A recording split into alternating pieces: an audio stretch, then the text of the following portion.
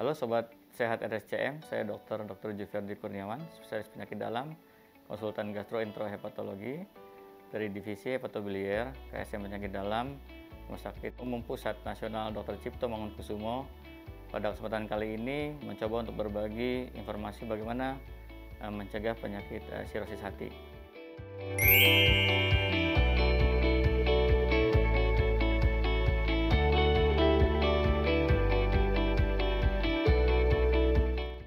Jadi sirosis hati adalah suatu tahap akhir penyakit hati di mana hati mengalami pengerasan akibat adanya peradangan pada hati yang terjadi secara bertahun-tahun tanpa ditata laksana dengan baik.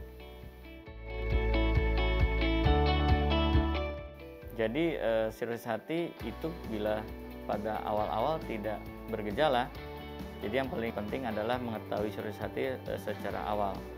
Bila sudah ada gejala pada sirosis hati, itu menandakan sirosis hati sudah dalam tahap yang lanjut.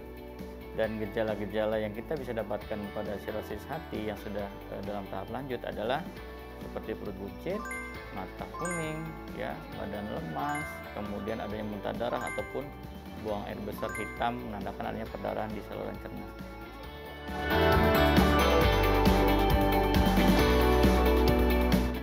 Jadi sirosis hepatis itu bisa disebabkan oleh dua hal, ya. Pertama adalah faktor virus dan yang non virus.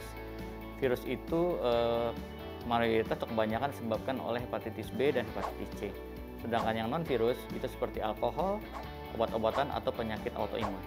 Tetapi virus hepatitis B dan C inilah paling sering menyebabkan sirosis hati pada penderita yang kita temui di Rumah Sakit Cipto dan mungkin di seluruh rumah sakit di Indonesia juga.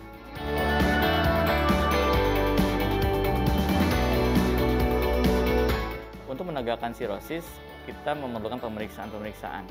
Pemeriksaan yang dibutuhkan adalah pemeriksaan laboratorium tentunya dan juga pemeriksaan pencitraan atau imaging. Yang sering kita gunakan adalah ultrasonografi dan juga di RSCM kita mempunyai alat seperti yang namanya transient elastografi. Jadi dengan menggunakan modalitas ini kita bisa mendiagnosis sirosis hepatis.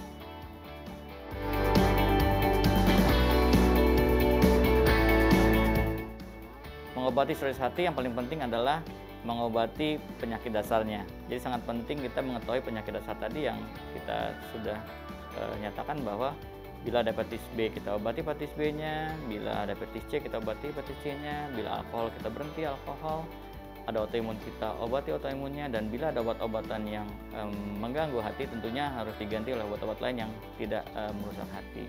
Selain kita mengobati penyakit dasar, pengobatan sirosis hati saat ini lebih kepada komplikasi yang terjadi daripada sirosis hatinya.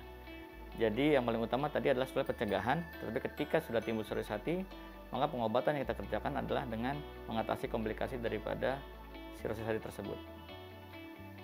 Sobat Sehat RSCM, ayo kita cegah penyakit sirosis hati dengan deteksi dini faktor risiko daripada sirosis hati ini.